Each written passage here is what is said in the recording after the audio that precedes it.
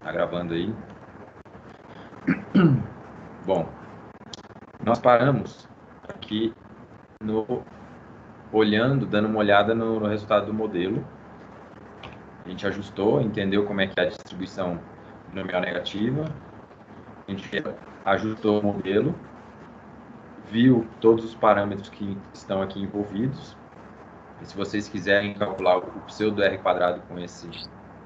A gente não tá vendo isso. Pois é. Sorry. Agora Beleza. sim. Estão vendo agora? Beleza. E viram todos os parâmetros envolvidos. Se vocês quiserem usar o desvio nulo e o desvio residual para calcular o pseudo R quadrado, é a mesma coisa. É o nulo menos o residual dividido pelo nulo. Isso vai me dar uma medida de R quadrado, uma pseudo R quadrado, né? E você tem uma medida do quão bom é esse ajuste, do quão bom é esse modelo. Eu falei para vocês atenção, antes de qualquer coisa, eu falei para vocês prestarem atenção por que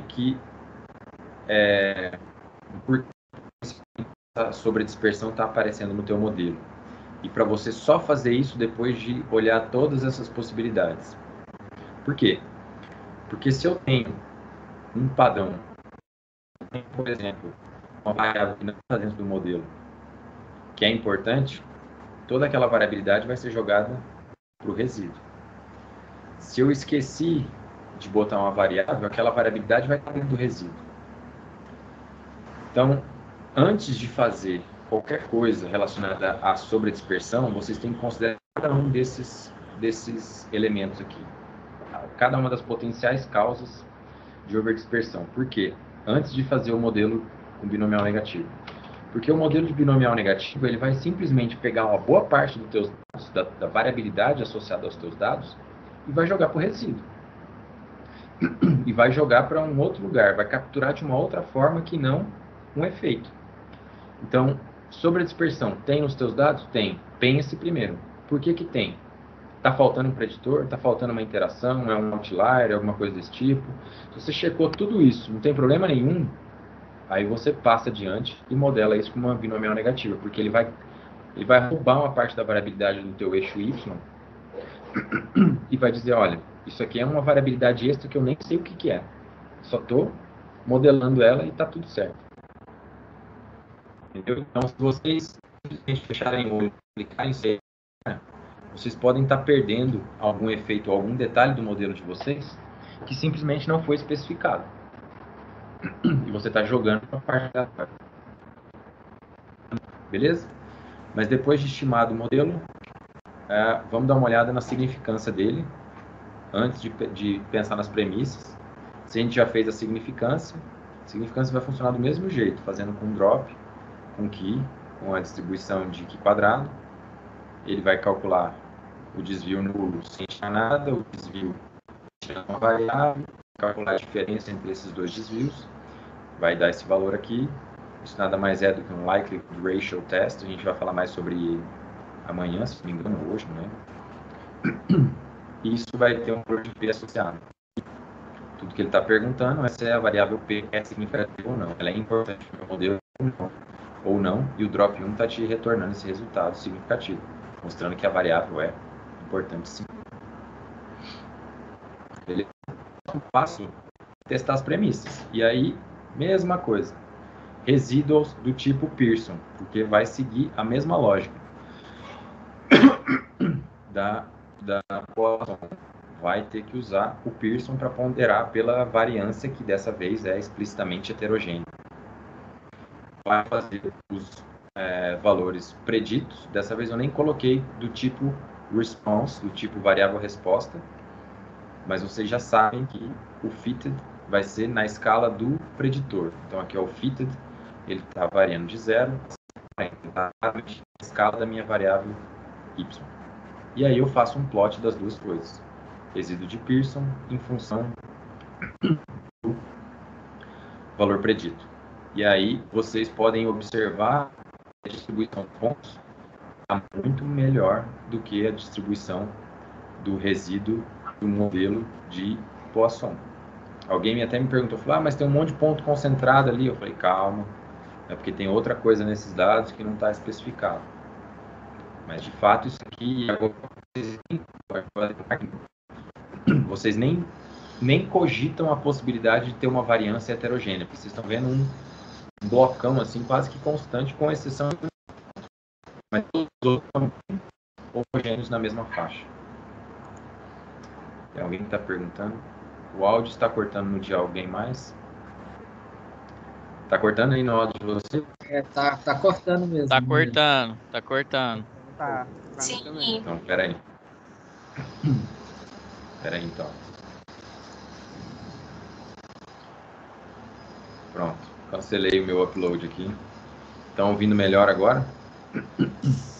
Sim. Ok. Vocês não entenderam alguma parte ou ficou alguma coisa fora? Alguma coisa não muito clara? Se Em você relação a puder esse? repetir só esse finalzinho, Tá. Esse favor. plot dos resíduos em função dos valores preditos, ele está muito melhor do que no modelo de Poisson anterior. Por quê? Porque no modelo de Poisson anterior, alguém me falou, acho que foi a Andy, talvez, falou, tem um monte de ponto agregado próximo de zero. Aquele monte de ponto já deu uma espalhada melhor aí. Já está mostrando uma tendência muito mais clara de aleatoriedade em torno de zero.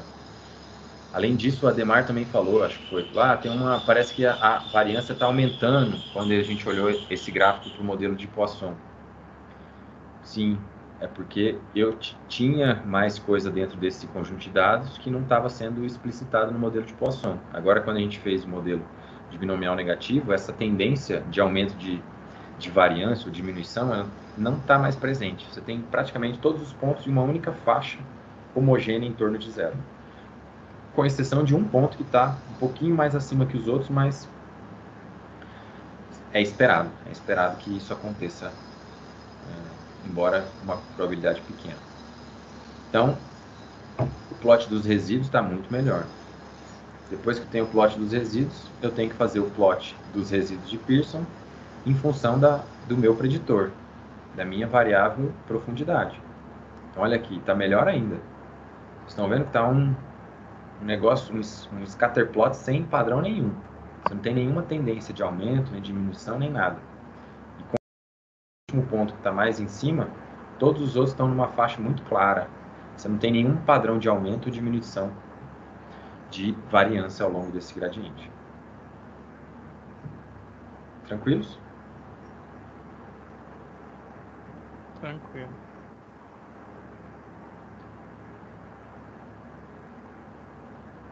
Beleza.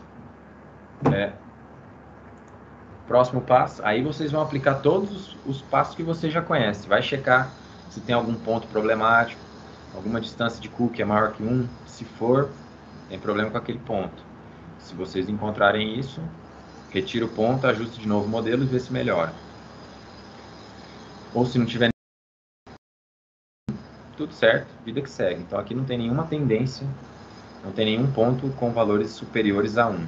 Todos estão relativamente tranquilos. Chequei as premissas, testei com os preditores, se tiver autocorrelação espacial, dá uma olhada nos resíduos, calcula o índice de Moran e por aí vai. Aí vamos especificar o modelo. Vamos escrever o modelo porque a gente vai ter interesse em plotar, ou pelo menos esquematizar os valores preditos do modelo. Então a abundância, ela segue uma distribuição binomial negativa, com média mu, e parâmetro de dispersão 1.41. Notem que no resultado lá ainda tinha um intervalo de confiança pré-estimativo, tá? Estou simplificando aqui. O log do mu, ele é igual a 4.92 menos 1.73, que está tudo relacionado aos meus resultados aqui, ó. 4.191 menos 1.76 mais resíduo. Que no caso não está especificado aqui. Ok? E a variância desse modelo, no caso a variância da abundância, ela está igual mu mais mu ao quadrado dividido por 1,41, que é o parâmetro de sobredispersão.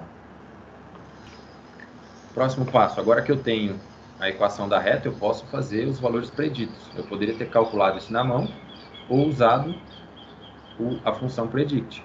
Primeiro, construir um novo data frame, contendo uma sequência de valores que está exatamente no mesmo range da minha variável profundidade, e de preferência em ordem, do 0 até o 3. Construir um novo data frame, aí eu vou usar a função predict com o modelo binomial negativo que eu fiz e chamar um novo conjunto de dados que eu acabei de criar aqui para fazer a predição. Type, eu coloquei aqui dessa vez a predição na escala do link. Eu não pedi a predição na escala da variável resposta, ou type igual response. Não fiz isso. Eu estou especificando primeiro na escala do link.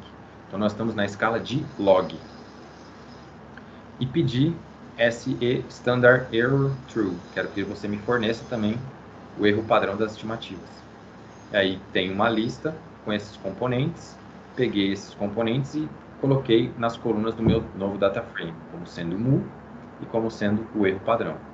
O conjunto de dados que eu tenho é exatamente esse aqui. Mu é o meu valor predito, de acordo com a profundidade, o meu valor predito de abundância, de acordo com a profundidade, só que tanto o mu quanto o erro padrão estão em escala de link, estão em escala de log. Se eu quiser transformar isso em escala de abundância, eu vou ter que fazer o exponencial desses valores. Mas antes de fazer isso, a gente vai precisar fazer um cálculozinho a mais. Como eu tenho o erro padrão, a estimativa e o erro padrão da estimativa, eu preciso calcular o intervalo de confiança da estimativa. Então, vamos lá. Eu vou calcular direto o valor médio, que é a linha de tendência principal, que é nada mais do que o exponencial do mu, que é o exponente do meu mu que está em escala de link, que está em escala de log. Isso vai dar o valor esperado, que é a linha reta do meu modelo, ou pelo menos a linha de predição do meu modelo. Aí, a diferença aqui é que para calcular o intervalo de confiança, tanto os limites inferiores e superiores, eu preciso primeiro fazer a soma dos erros padrões. Então, eu faço mu mais 1,96 vezes o erro padrão, depois eu transformo tudo em exponencial. E aí eu tenho o intervalo superior. Aí, para transformar para a escala de variável resposta, para a escala da abundância, eu vou ter que calcular de novo o intervalo inferior, o limite inferior como sendo mu menos 1,96, que é da teoria estatística, vezes o intervalo de confiança, vezes o erro padrão. E depois que eu fizer essa conta, eu vou fazer o exponencial disso. Isso vai me dar o valor inferior do intervalo de confiança.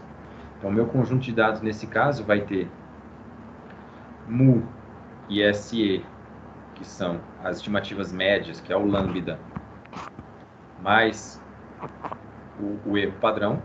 Ambos estão em escala de link, log, que é a escala da transformação da variável resposta. Se eu pegar o mu e elevar e exponenciar isso com o ezinho lá, né, que é sempre esqueço o nome disso. Euler. Euler, o E a constante de Euler, é essa palavra que eu queria. Se eu pegar e elevar a constante de Euler a 4,92, eu vou ter o valor esperado, o valor esperado de abundância na escala da variável resposta. E também vou ter o intervalo superior, o valor superior e inferior do intervalo de confiança, que também está na escala da variável resposta, na escala de abundância. Se eu tenho tudo isso aqui agora, é só fazer o plot para esquematizar a linha de regressão. Fazer um plot normal dos dados, abundância e profundidade. Faço a linha do valor esperado, que é o valor médio de abundância esperado, e o intervalo de confiança superior e inferior. E aí vocês enxergam como esse modelo se ajusta muito melhor aos dados. Tranquilos até aqui? O procedimento é padrão, ele segue aquela receitinha de bolo depois que você entendeu os componentes e depois que você esquematizou a equação da reta. Dúvidas até aqui? Professor, eu queria fazer uma pergunta. Nesse caso, então, é melhor fazer com o link e depois transformar do que já pedir o response? Se você quiser o intervalo de confiança da tua tendência, essa aqui é a tendência, é a linha média. Se você quiser o intervalo de confiança da tendência, você vai ter que fazer os cálculos antes na escala de link, para depois transformar em valor de abundância. Se você transformar tudo em abundância e calcular o valor superior e inferior do intervalo de confiança, vai estar errado, tá? Porque o modelo entendi. assume que esses parâmetros estão todos na escala de link. Por isso que você tem que calcular antes e transformar depois. Beleza, valeu. Murilo, uma dúvida aqui. Até agora você está fazendo um modelo bem simples, né, de uma variável contra a outra. Mas no caso que você tem aqueles, sei lá, uma segunda variável e você quer construir esses valores, como que você extrai esses valores? Não sei se você vai explicar isso mais para frente. Deixa eu ver, Juan. Eu acho que eu vou explicar isso mais para frente. Talvez hoje no final da tarde. Então, deixa eu ver aqui como é que tá. Talvez eu explique isso mais para frente, talvez até amanhã. Mas eu acho que hoje talvez dê para fazer isso. Deixa eu avançar e aí depois eu volto para explicar isso, porque é um pouco mais complicado. Vou explicar isso depois. Acho que é melhor. Vamos seguir agora para encerrar essa parte. A gente precisa falar de outras distribuições da família exponencial. O que é a família exponencial? Assim como nós temos gênero, espécie e família, gênero, espécie em organismos vivos, a gente também tem famílias de distribuições. São grupos de famílias que têm propriedades relativamente semelhantes ou que derivam ou são casos específicos de um mesmo tipo geral. Esse é o caso da família exponencial. Distribuição, se eu não me engano, gaussiana também. Gaussiana, Poisson, gama, binomial negativo e outras fazem todos parte da mesma família exponencial. Então, para vocês entenderem um pouco mais qual distribuição vocês devem usar, vocês precisam entender um pouco como são essas famílias. Então, tem diversas distribuições especificadas para y. Você vai escolher uma delas baseado em como é o teu y e qual é o a priori que você tem relativo a y. Se você sabe que o teu y ele só varia entre 0 e 1, ele é um valor de proporção, uma probabilidade, não dá para você usar distribuição de Poisson ou negativo binomial, porque Poisson e negativo binomial têm valores maiores que zero. Então, as mais conhecidas são essas que a gente vai tratar aqui rapidamente, que eu já listei vocês antes de começar a falar sobre isso. Então, a primeira, binomial, que faz parte dessa família. Então, você vai usar essa distribuição quando você tiver valores 0 ou 1. Não só quando você tiver valores 0 ou 1. Você está querendo modelar alguma probabilidade, uma probabilidade de sucesso, ou um número de sucessos dado um número de tentativas. Tudo isso, teoricamente, vai gerar uma probabilidade, vai gerar uma porcentagem, um valor que é limitado entre 0 e 1. Quando vocês forem fazer isso, o tipo de dado ou tipo de distribuição que é mais aconselhável é a distribuição binomial. Para a distribuição binomial, a função de ligação ela não é mais o log, ela é a função logit, que a gente fala. Logit nada mais é do que e exponencial de x dividido por 1 mais exponencial de x. Toda a parte do x vai ser a mais b de x mais resíduo. Vai ser igualzinho tudo que a gente fez até agora. A única coisa que vai mudar é a transformação que a gente faz em cima da variável resposta, que dessa vez é a transformação do tipo logit. Alguém me perguntou hoje de manhã, falou, e se eu quiser usar uma outra distribuição que não a uma outra função de ligação que não a função básica da distribuição. Você pode usar log-log como função de ligação da binomial. Você pode usar C-log-log. Você pode usar o inverso, acho que é o inverso do log, alguma coisa assim. E você pode usar logit. Quais as diferenças entre elas? Quase nenhuma. As tendências, ou pelo menos o link... Deixa eu procurar aqui um exemplo. As tendências, elas vão ser basicamente as mesmas. A única coisa que vai diferir é um pouquinho o formato da curva, um pouquinho o formato da ligação, da distribuição das duas partes. Deixa eu ver se eu acho aqui, Generalized Linear Models.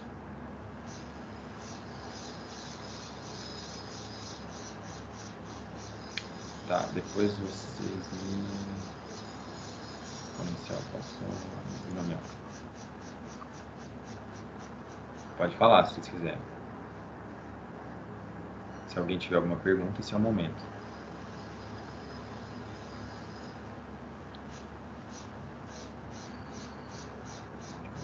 Murilo, Pode falar. você está mencionando aqui dados, probabilidades, né, de 0 a 1, né? Uhum. Hoje você está trabalhando com... Tá cortando bastante, Juan. Não, estou mencionando aqui que você está mencionando sobre trabalhar com probabilidade de sucessos dadas as tentativas, né, que são dados de probabilidade. Mas tem alguns cálculos de alguns índices de Margaret, de diversidade ou de outros que também variam, tem uma variação, o índice de Peelu, por exemplo, ou índices funcionais. Você trata esses dados ou esses modelos, você construi com base numa distribuição binomial, sendo que são valores que variam de 0 a 1? Uma boa pergunta. Se você precisa calcular algum índice que está limitado entre 0 e 1, você pode ter um monte de valor 0 e um monte de valor 1. Se você tem um monte de valor 0 e um monte de valor 1, fatalmente, se você ajustar o modelo de regressão, em algum momento você vai encontrar valores preditos fora do intervalo de 0 a 1. Então, quando eu vou usar algum índice ou alguma métrica na variável resposta que é uma proporção ou que é limitada entre 0 e 1, por exemplo, similaridade de duas assembleias, eu trato isso como uma distribuição binomial, porque você nunca vai ter valor de similaridade 110, ou 1.1, ou menos 0.4. Você nunca vai ter esse valor de similaridade. O cálculo do valor de similaridade ele já é limitado, ele já é uma proporção. Se ele já é uma proporção, eu utilizo uma distribuição binomial. Mas outra dúvida que eu falo, pensando no que você está dizendo, esse número, essa proporção, né, que você está mencionando dos índices, você é baseado, pelo menos aqui na sua explicação, é número de sucessos dado número de tentativas. Quando você calcula os seus índices, você não tem necessariamente um número de tentativas, igual quando você joga uma moeda e você calcula a probabilidade da coroa ou a outra opção, né? Então, como você colocaria, por exemplo, esse número de tentativas dentro do seu modelo?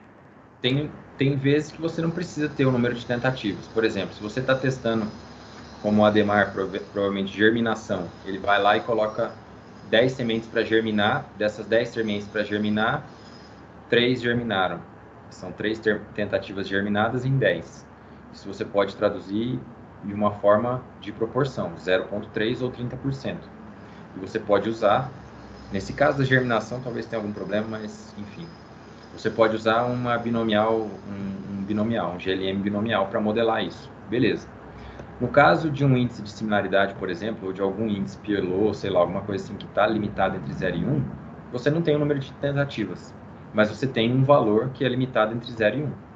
É como se você não tivesse tentativas, você só tem uma tentativa e a tentativa é um valor de proporção. deu 0,45. É igual você modelar a presença e a ausência de alguma espécie. Você vai para campo, fica num lugar e em 5 minutos você vai lá e tenta escutar o passarinho e não escuta, 0. Beleza, você teve uma tentativa. Você foi uma vez e você não registrou o passarinho, 0. Esse 0, você tentou uma única vez. E nessa tentativa você não registrou. Esse dado, por mais que ele não tenha tentativa, não tenha um número de 10 vezes, ou como o número de sementes aqui, ele é um binomial clássico. Ele é, na verdade, uma distribuição de Bernoulli, que é só um evento. Você tem um evento, e nesse evento você tem uma determinada probabilidade desse evento ocorrer. Você vai lá e tira uma moeda de um saco, você tem 50% de chance de ter cara, 50% de chance de ter coroa. Se você está medindo coroa, você vai lá e tira uma moeda de um saco e vai falar, deu cara, 0. Ou deu coroa, 1. Pronto. Isso é uma única tentativa. Então só para encerrar. Então, a distribuição binomial, ela abarca a distribuição de Bernoulli. No caso, a distribuição de Bernoulli é uma distribuição que calcula também um valor de probabilidade dado um único evento, uma única tentativa. Já a distribuição binomial, ela flexibiliza isso e ela fala, você pode testar, você pode encontrar o valor de probabilidade para uma ou para N tentativas.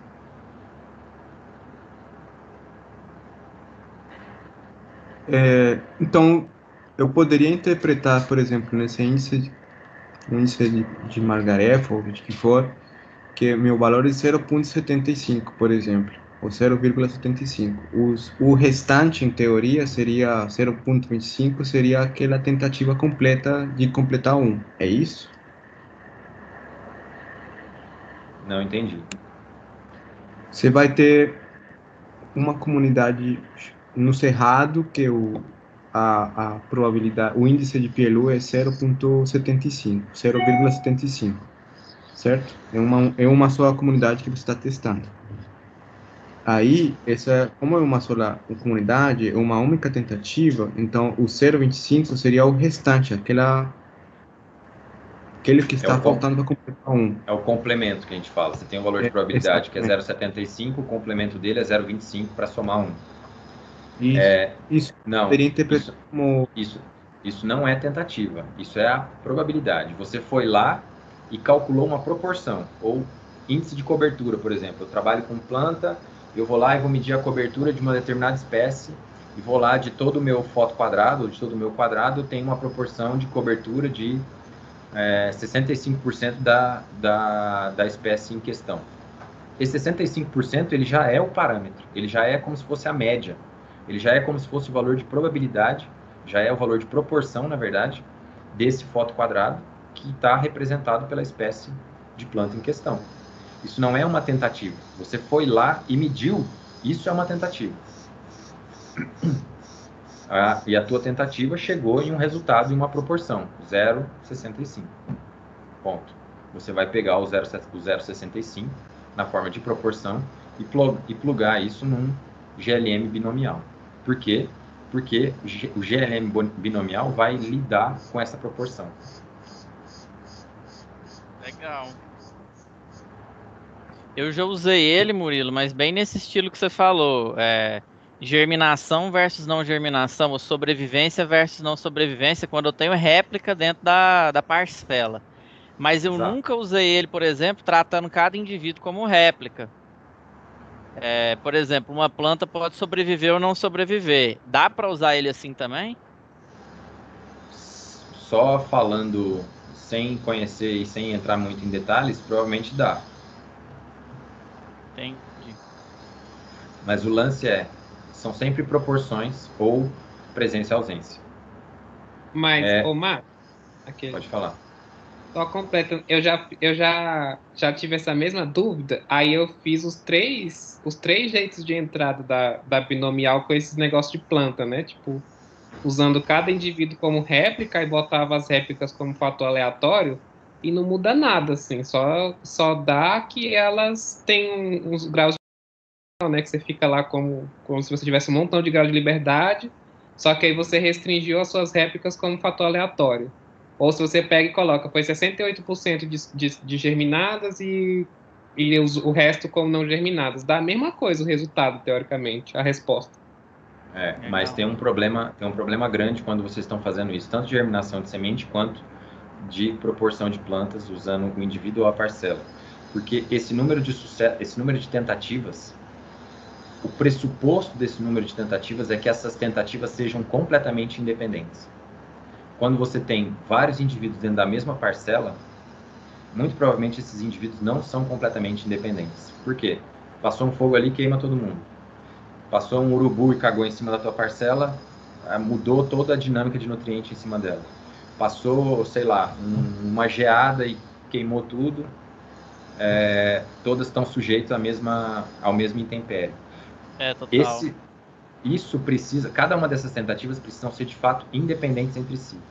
Tem gente que usa também com pegar gripe não, a chance de modelar a incidência de uma doença, por exemplo, em um rebanho. Você vai lá numa fazenda e você mede a incidência da doença no determinado rebanho, nos indivíduos que têm daquela doença. Só que os indivíduos eles não são totalmente independentes dentro daquele rebanho, ok? Porque eles têm um certo tratamento parecido, eles têm uma certa condição parecida, então acaba que aqueles elementos, talvez eles não sejam independentes entre si. Então talvez não justifique você usá-los como sendo independentes. Enfim. Eu acho também, porque inclusive eu já testei isso no modelo. Eu tinha umas parcelas de 1 metro que eu via germinação em campo e tinha um tratamento que nascia mais do que o outro. E essa parcela que nascia mais, obrigatoriamente ela tinha mais mortalidade depois, e eu tive que descontar isso do modelo, porque tinha efeito de competição dentro da espécie, dentro da parcela que tinha nascido mais. Mas ela tinha mais mortalidade, eu consegui tirar isso do modelo porque estava dentro da mesma parcela. Não sei o que você consegue controlar muito, mas enfim, é por aí, vocês têm que refletir sobre isso. Uma outra coisa, isso aqui, ó, esse gráfico mostra a distribuição de probabilidade quando o valor de probabilidade é 0,1, 0,5 ou 0,9. Então, se o valor de probabilidade tem 10% do evento ocorrer, 10% de chance do evento ocorrer, o pico de distribuição vai estar muito próximo de zero, mas vai ter uma caudazinha à direita. Quando tem uma probabilidade de 5% ou de 50% do evento ocorrer, o pico de distribuição vai estar bem no meio desse gradiente e vai ser mais ou menos simétrico dos dois lados. Vai parecer uma distribuição normal aqui, ó. E quando o valor de probabilidade for 100%, ele já vai ter um pico de distribuição mais próximo de 10 e uma cauda longa para a esquerda, ok? Esse número de sucessos aqui são o número de eventos que vocês geraram, ou que vocês tiveram nesse modelo, ok? O que a função logit faz? Função logit nada mais é do que uma transformação, pessoal. É igual o log. Você vai transformar valores em uma determinada faixa em uma outra faixa de valores. Então aqui, por exemplo, eu tenho uma sequência de valores de 0.1 a 0.99. Esses valores estão limitados entre 0 e 1, ok? Então esses são os meus valores aqui. Quando eu aplico a transformação logit, que é esse Q logis de x, que são esses dados aqui, esses valores de proporção, o que eu estou fazendo? Eu estou calculando E elevado a 0.1 dividido por 1 mais E elevado a 0.1. Fecha parênteses e vê o resultado. O resultado disso vai ser menos 4.595. Próximo, mesma coisa. E elevado a 0,21 dividido por 1 mais E elevado a 0,21. Vai dar 1,31. Então, notem aqui, o que eu estou fazendo com a transformação logit? Eu tenho valores de probabilidade e estou transformando isso de acordo com a função logit. O que eu estou fazendo aí?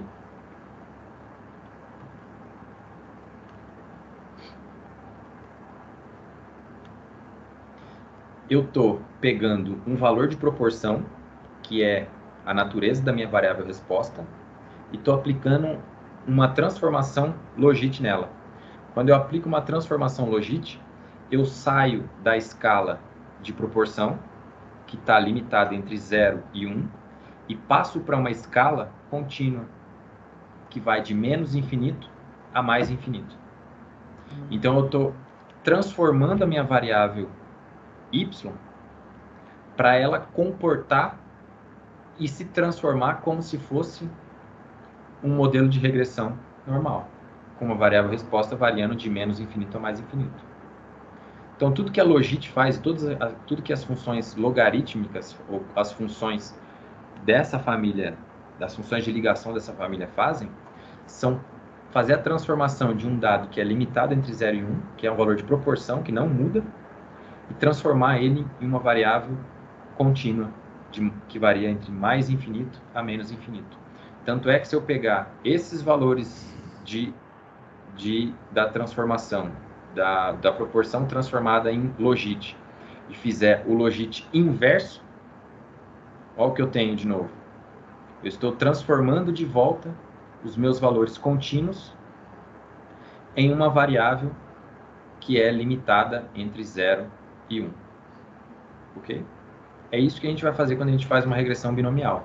A gente transforma em uma variável contínua, ajusta o modelo, saíram os coeficientes, na hora que você for fazer a predição, você vai ter que pegar esses coeficientes, transformar, fazer um back transform, usar o inverso do logit, para transformar de novo em um valor de proporção, para você conseguir plotar no gráfico. Ô Murilo, tanto para se eu estou trabalhando com Poisson, quase Poisson, binomial, o tamanho de efeito que sai para mim lá no resultado estão nessas escalas, né? Nesse caso aí na escala logit, no caso do Poisson tá em log, e aí eu tenho que fazer essa transformação no tamanho de efeito. Exatamente. Beleza. Ele não só está na tua escala de link, escala logit ou escala de Lock, como ele também está, o coeficiente, ele é determinado pela escala do teu preditor.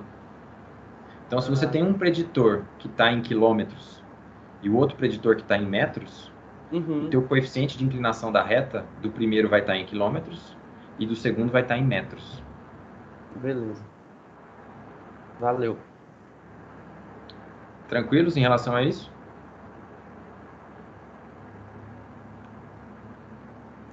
Vamos para o próximo, então.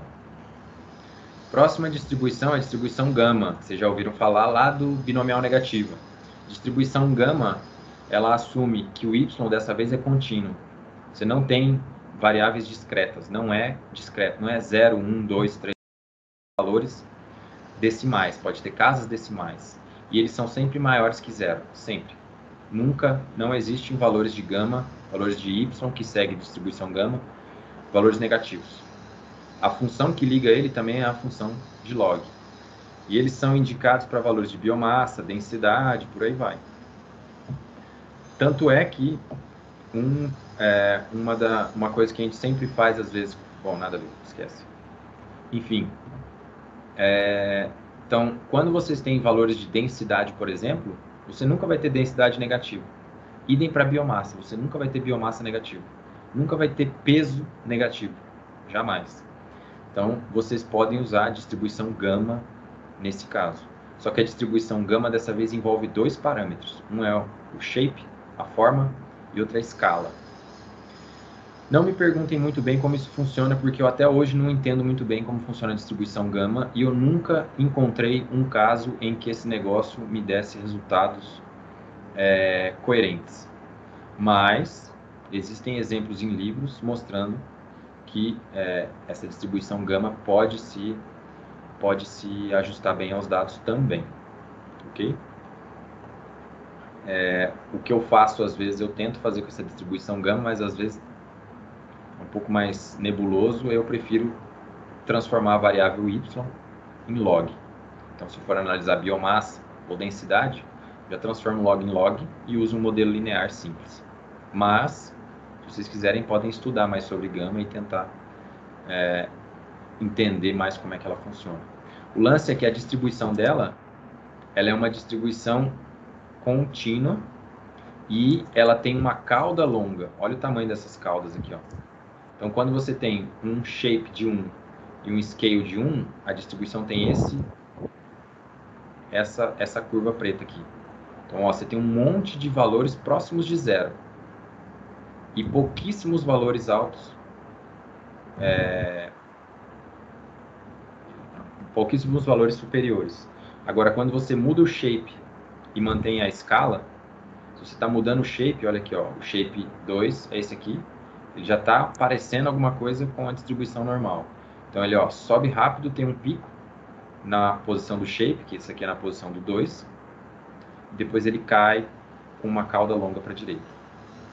Se o shape é igual a 5, ele sobe até o ponto do shape, do 5, depois ele desce com uma cauda um pouco mais suave. Se vocês mudarem a escala, o shape, ele vai mudar a forma da distribuição. Olha aqui, esse shape 5 e escala 1/3. É esse pontinho tracejado aqui, ó, bem clarinho, mas ele já mostra uma tendência muito mais parecida com uma distribuição normal bem achatada e bem larga na base. Edgar, quer falar alguma coisa? Não, o pessoal em estatística bayesiana utiliza muito essa distribuição gama para poder fazer a estimativa dos posteriors. Talvez na literatura de bayesiana tenha uma explicação melhor do que na que a gente acompanha de GLM. É tudo a mesma coisa. Estatística bayesiana e frequentista é a mesma coisa, só muda o prior. Mas ó, o que eles usam, se vocês forem olhar em estatística bayesiana, a galera usando muito a função gama, inclusive o gama, ele está acoplado lá no nosso negativo binomial. Vocês lembram que a função de sobredispersão, ela está acoplada com uma gama lá dentro? Beleza, por que eles fazem isso? Porque eles estão modelando a variância. E a variância, por definição, não existe variância negativa. Variância é sempre positiva. Então, para flexibilizar e não achar valores estranhos na hora da estimativa, eles colocam uma distribuição gama para todos os valores de variância ou seja lá o que for. O desvio padrão também não pode ser negativo, nem o desvio padrão e nem a variância. Então, usam muito gama como sendo uma prior para a estimativa dos parâmetros por meio da inferência bayesiana. Só por isso. Ok? Dúvidas? Professor, nessa parte do GLM que mora um monte de dúvida. Ixi, a Waira tinha levantado a mão. Quer falar primeiro, Waira? Não, pode falar. Que mora uma dúvida bem grande minha, porque eu trabalhei com biomassa, e aí eu, para analisar, fiz igual você falou. Eu joguei um log quando era necessário e fazia tudo com a nova. E aí tinha hora que realmente não dava, e aí eu fazia cruz coalhos mesmo, assim. E era o que dava. Mas aí, no ano... Nesse ano agora que passou, né, eu comecei a estudar e vi que tinha essas possibilidades de usar gama, e aí pelo menos tinha sido uma solução legal lá, assim. Por exemplo, um dado simples é o tempo médio de germinação, que, de novo falando de germinação, né, mas que é o tempo que a placa, em média, vai levar para germinar mais de 50% das suas sementes lá, assim. E aí é um dado legal, ele conta em minutos, em horas, o tempo que você quiser, é uma variável contínua. E aí ele fez um negócio legal lá, assim, mas agora eu fiquei em dúvida, assim, com o que o senhor falou, não sei se... Não fique em dúvida, não quis deixar vocês com dúvida. O meu problema com a gama é porque eu não tenho, o tipo de dado que eu trabalho raramente se encaixa uma distribuição de gama. A gente sempre trabalha com, às vezes, as únicas vezes que eu trabalhei com biomassa ou densidade foi trabalhando com o Juan, que está aqui com a gente. E sempre quando entra nesse domínio que está mais ligado à gama, eu não me sinto muito seguro em relação às análises. Então eu prefiro fazer uma transformação em log e fazer um modelo linear simples. No final das contas, o que a gente está fazendo é uma coisa muito parecida. Vocês viram que a função de ligação, como é o log também para gama, vai funcionar muito parecido se você transformar o y em log ou simplesmente usar a distribuição do y como sendo gama. Se fez sentido para vocês, os resultados fazem sentido, beleza, toca o barco. Ela é feita para isso, ela deve ser feita para isso. O lance é que, nas vezes que eu apliquei esse tipo de modelo, algumas vezes eu não me sentia confortável porque a parte biológica parecia não fazer sentido com toda a teoria que tinha. E aí eu me sentia desconfortável em relação à gama, ok? Mas não estou desrecomendando, muito pelo contrário. Estou recomendando para quem tem esse tipo de dado de biomassa, abundância, coisas que são sempre positivas, incluindo o zero, ok? Então, tentem, mas estudem antes disso para vocês terem uma segurança maior em relação a essa distribuição. Tá bom, prof. Obrigado. Beleza. Waira? Não, pode deixar que era bem isso mesmo, porque eu trabalho com isso, né? Aí eu fiquei, ai meu Deus. Mas será que mas, tipo assim, meus dados não chegam a zero quase nunca, né? Biomassa, essas coisas. Será que aí eu fiquei pensando que poderia continuar com os modelos lineares simples, né? Sim, então esse é o lance, ó. O problema emerge quando os dados de vocês estão muito próximos de zero, que é o mesmo caso do Poisson ou da gama, ou da negativo binomial. Se vocês tiverem valores muito próximos de zero, aí um LM simples com o dado transformado por log, talvez não faça muito sentido, vocês vão ter dados de abundância ou dados de log de abundância negativos, o que não faz sentido. Ou pelo menos dados de abundância predito pelo modelo negativo, que não faz sentido. Mas nos casos que vocês estiverem trabalhando com dados de abundância, biomassa, que são maiores, que estiverem distantes de zero, quanto mais distante de zero, ó, mais a distribuição vai se assemelhar a uma distribuição normal. Então, toca o barco. Nas vezes que eu mexi com biomassa, abundância e tal, a gente não tinha tantos zeros, tinha valores relativamente altos. Então, eu tinha uma certa segurança que o meu modelo não ia estimar valores preditos bizarros. Como naquele slide que eu mostrei da distribuição de Poisson. Se a média do teu eixo Y, se a tua variável resposta, se a média da tua variável resposta for maior que 12, isso é teoria, tá, pessoal? Está escrito em livro de estatística e tudo mais.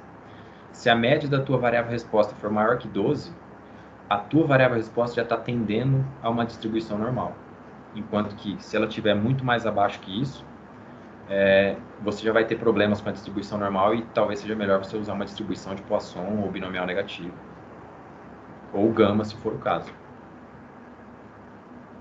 Okay? Obrigada. Então, não se sintam amedrontados pela minha insegurança com esse tipo de modelo. Não é isso que eu faço. Não é isso que eu quis dizer quando eu falei isso. Mas se vocês procurarem no livro do Zur, vai ter uma série de exemplos com gama, e lá ele está super confortável para usar essa distribuição. Ademar? Murilo, só completando com o que a Waira já falou, é porque, assim, pelo menos nos meus dados de biomassa, né? O que a gente achava era quase sempre, ao longo dos meses, essa curva 2 aí, por exemplo. Só que em vez dela começar no 0, vamos supor assim, ela começa no 4. Você não tem muitos dados. Na verdade, não é que não tem muitos dados. Você realmente não tem dados de, por exemplo, 0 ou 1 de biomassa, porque teoricamente não desaparece aquele componente da sua amostra, né? Ele vai continuar existindo ao longo do tempo. Mas aí ele começa a ter uma frequência grande num determinado valor, assim, vamos supor, 4 gramas por metro quadrado. E aí aqui é a distribuição mais frequente, aí ela vai caindo, assim, nunca se torna maior do que isso. E aí, por isso que na minha cabeça fazia sentido gama, mas... Faz sentido ainda, faz sentido. Vocês estão vendo aqui que a distribuição ela sobe rápido, ó. Só tem pouquíssimos valores que estão abaixo do pico. Em compensação, tem um monte de outros valores que estão do lado direito do pico. Então, se para o dado de vocês faz sentido, beleza, toca o barco. Só estudem antes e tenham certeza do que vocês estão fazendo e da interpretação biológica por trás. Mas eu não me comprometo com isso porque eu não tenho muita familiaridade com esse tipo de dado, ok? Nem estou ligado na literatura, nem nada sobre isso. Isso me salvaria muito quando eu trabalhava com acros, porque eu montava as minhas parcelas e amostrava todas as árvores dentro. E eu usava, como eu tinha várias árvores dentro de uma parcela, eu usava uma riqueza estimada. Então acabava que quando eu tinha uma riqueza estimada, eu tinha valores contínuos, né? Por mais bizarro que seja valor de riqueza quebrado, né? E muitas vezes, por incrível que pareça, eu tinha muitas parcelas com 0 ácaros, eu não conseguia mostrar nenhuma. E aí eu ia para os métodos tradicionais, de meter um log e forçar uma normalidade, né? Sim.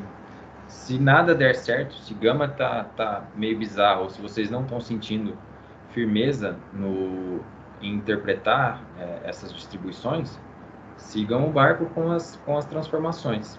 É o que eu falo. Eu não me sinto à vontade com esse tipo de dado, então eu transformo biomassa e transformo a densidade, ponto final. Justifico, obviamente. Contanto que os valores não sejam tão baixos a ponto de causar problema, tá tudo certo.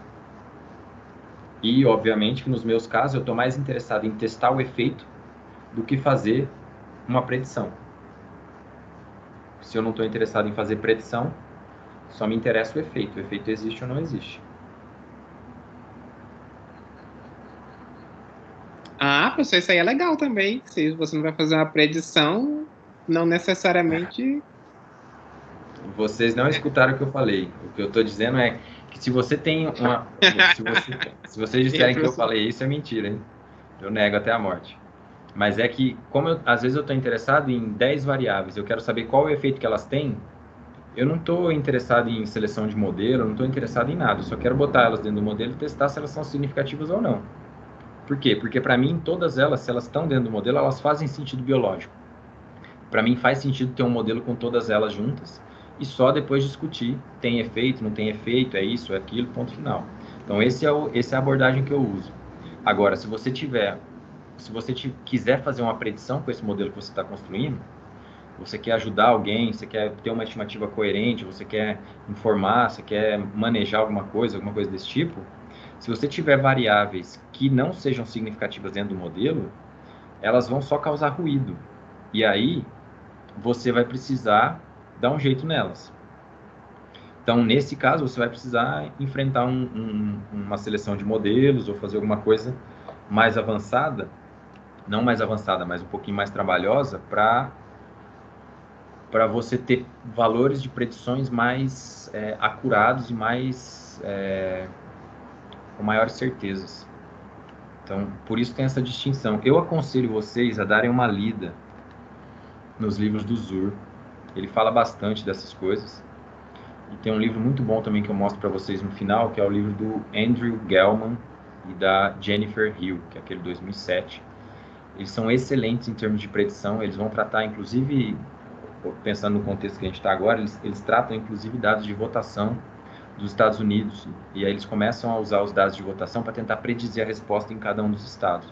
Então é um livro muito legal de ler, obviamente com uma perspectiva hierárquica, é um pouco mais complicado, inclusive ele é bem bayesiano, mas ele é um livro muito tranquilo de entender e eles vão construindo do básico até o mais complexo e falando bastante dessas questões de predição. E a distribuição paranormal, que tem um Y fantasma com a função de ligação cruzes, indicado para espantar mal-olhado, uruca, chuca, trancatese, por aí vai. Beleza? Então, vocês conheceram as principais famílias as principais distribuições da família exponencial. O capítulo 8 do Zur, do livro de 2009, vai tratar de cada uma delas, e o capítulo 4 do Ben Boker também vai falar sobre isso, ok? Inclusive algumas mais.